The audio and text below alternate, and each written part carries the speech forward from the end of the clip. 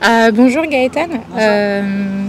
On te voit aujourd'hui à un J-1 de ta dernière finale de Coupe de France. Comment tu te sens si proche de l'échéance par rapport à lundi? Est-ce que beaucoup de choses ont changé? Pas énormément, je suis toujours très excitée à l'idée de jouer cette finale. On a fait une semaine très sérieuse dans la préparation. On est arrivé à Calais hier et on est ravis de découvrir ce stade qui, je pense, aura une grande capacité demain, une grande influence demain, donc c'est cool. Et on est prêt à vivre, j'espère, une belle journée d'émotion. Il y a déjà plus de 8000 places qui ont été justement vendues déjà, donc avec 2 COP parisiens. Qu'est-ce que ça fait de jouer un derby mais en terre inconnue? Ça met un peu de magie de Coupe de France, j'ai envie de dire, parce que ça nous a permis aussi de partir un petit peu de la région parisienne. Moi, je vois toujours le positif et je pense que cette région, c'est une région qui aime le football féminin, parce que pour avoir joué plusieurs fois avec l'équipe de France dans cette région, je l'ai toujours ressenti, donc je pense qu'il va y avoir du monde et ça va être une très belle ambiance. Maintenant à nous de faire sur le terrain, de mettre en place notre projet de jeu et de faire en sorte qu'on soit satisfait déjà sur ce point et puis après le résultat s'y suit, c'est merveilleux.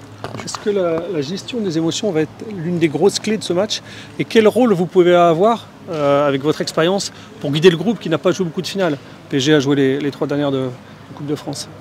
J'ai une grande expérience et en même temps je suis débutante puisque c'est ma première finale. Donc j'ai vécu de très grands matchs avec l'équipe de France ou en Champions League, donc j'ai l'expérience des grands matchs. Maintenant ça va être un moment particulier aussi pour moi puisque j'ai toute ma famille qui sera là parce que c'est un de mes derniers matchs.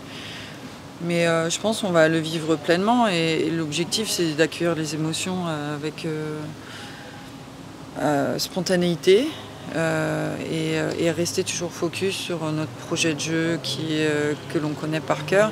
Je pense que mon rôle, ça va surtout de nous remettre dans le moment présent, c'est-à-dire le contrôle, la passe et ce qu'on a à faire sur les phases de complémentarité pour pouvoir aussi se décentrer. Mais je pense que ces moments d'émotion d'avant-match, il faut qu'on les vive pleinement.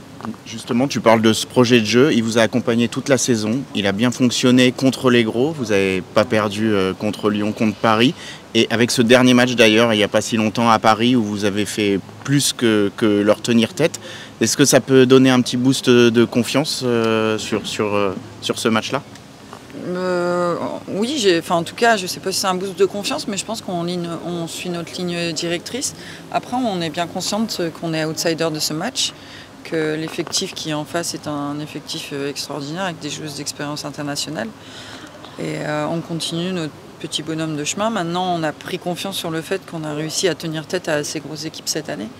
Mais on sait aussi que pour ça, il faut faire énormément d'efforts. Alors, il faut que demain, on ait encore plus d'envie, d'engagement et d'efficacité pour essayer de faire basculer le résultat, cette fois de notre côté. Avec le potentiel titre de France, est-ce qu'il y aura moins de pression pour avoir les playoffs dans 2 semaines? Ça, du coup, on en parlera demain. Parce que le foot est lié d'incertitudes, mais je pense que ce sont 2 matchs qui sont complètement différents, même si évidemment on se servira de ce qu'on a moins bien fait sur le match de demain, mais on essaie vraiment de se focaliser sur le moment présent. Et le match des playoffs, pour l'instant, il est très très loin et on est surtout sur demain et cette finale de Coupe de France. J'ai un peu du mal avec le terme outsider parce que statistiquement, vous avez quasiment les mêmes points que le Paris Saint-Germain. Vous avez quasiment encaissé et marqué à peu près le même nombre de buts. Contrairement à eux, vous avez perdu aucun match face aux gros, donc Paris Saint-Germain et Lyon. Vous avez tenu 2 fois tête à Lyon et le Paris Saint-Germain s'est incliné 2 fois à Lyon. Pourquoi avoir ce sentiment d'infériorité, alors que vous avez un très bon collectif, vous êtes sur une belle progression. Encore lundi dernier, c'est le Paris FC qui est l'un des clubs qui a remporté le plus de trophées individuels et on vous voit aussi dans le 11 type. Pourquoi se sentir outsider avec ces statistiques? Je ne pense pas que ce soit un sentiment d'infériorité, je pense que c'est aussi un statut qui est lié tout simplement à l'expérience des joueuses qui sont dans les 2 différents groupes. On a des qualités fortes sur certains domaines du jeu, on en a bien conscience. On est peut-être en avance sur certains domaines, mais on sait aussi que sur d'autres domaines, elles ont une puissance qu'on n'a pas. Donc voilà, après on ne va pas définir ce que c'est le statut d'outsider, mais moi je le ressens comme ça, dans le sens aussi où il ne faut pas qu'on se mette la pression, parce qu'aujourd'hui on parle énormément de nous, et c'est vrai, on a fait une saison magnifique, mais il ne faut pas se mettre la pression non plus de se dire qu'on est favori et qu'on se doit à tout prix de gagner ce match. L'envie de gagner ce match, elle va être la même pour les deux équipes.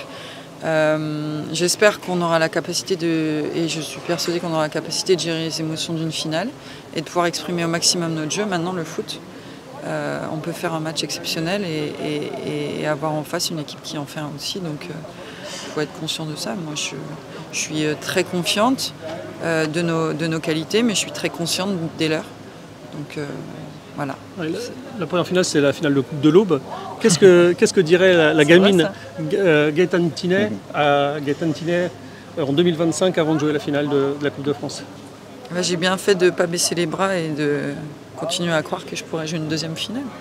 J'ai juste attendu, j'étais en U13, donc 26 ans. 26 ans, mais en tout cas, non, mais au-delà de jouer une finale, on vit des moments pour le groupe qui sont top et je le redis, quel que soit le résultat, si on gagne, ce sera extraordinaire et si ce n'est pas le cas, on aura vécu une journée exceptionnelle quand même. Tu parlais de petit bonhomme de chemin, lundi au trophée LFFP, meilleure entraîneuse, meilleure joueuse. Ça aussi, ça montre que le PFC grandit. Oui, je pense que chaque année, on montre une régularité dans les performances. On arrive à faire éclore des jeunes joueuses, on arrive à faire en sorte de recevoir des trophées. Donc je pense que c'est un vrai travail collectif qui fait briller certaines individualités. Mais chaque année, c'est un peu une différente. L'année dernière, c'était un Julie Dufour. Cette année, c'est Clara Matteo, Kessia Bussy. Ça veut dire qu'on travaille bien. En tout cas, on se sent bien ensemble. Donc voilà, c'est top.